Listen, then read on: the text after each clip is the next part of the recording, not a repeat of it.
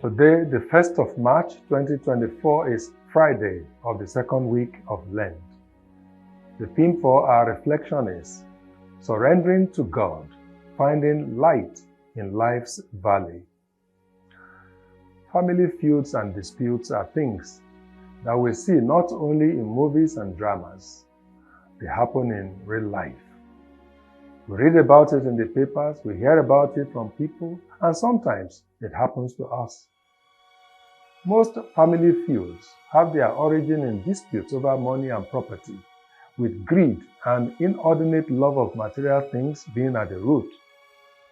Sometimes the feuds arise from envy and siblings' rivalry. And we see one of the earliest of such disputes in the story of Joseph and his brothers that we read in Genesis chapter 37 verse 3 and following today. The brothers of Joseph were not only envious, they were also afraid of the future.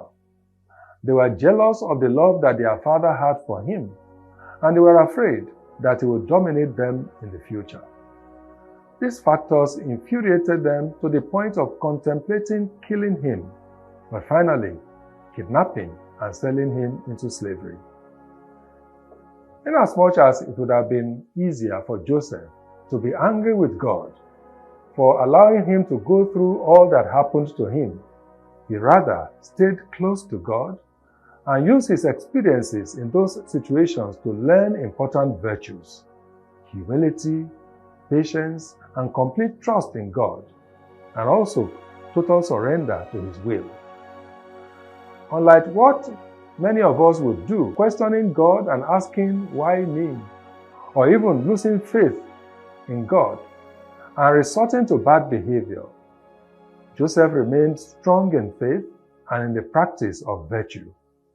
Therefore, a mature, wiser, and holier Joseph emerged from his experiences, and he could say to his brothers, "Even though you meant harm for me, God meant it for good."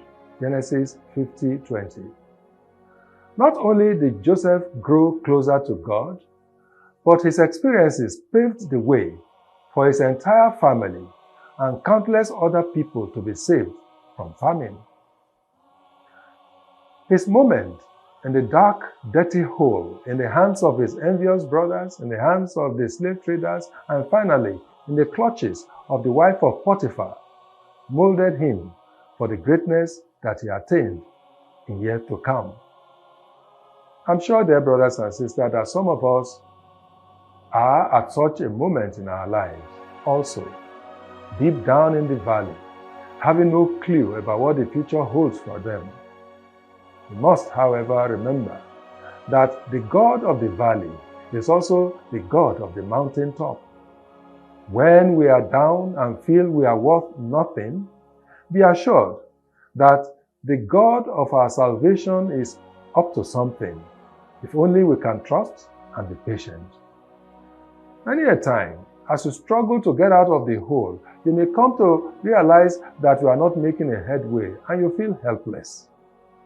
At such low moments, when things are spiraling out of control, surrender all to God, and you'll be amazed at how He comes through for you.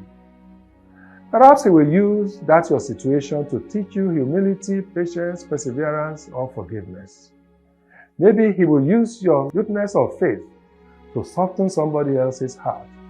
Or maybe He has an even better solution waiting for you a little further down the road.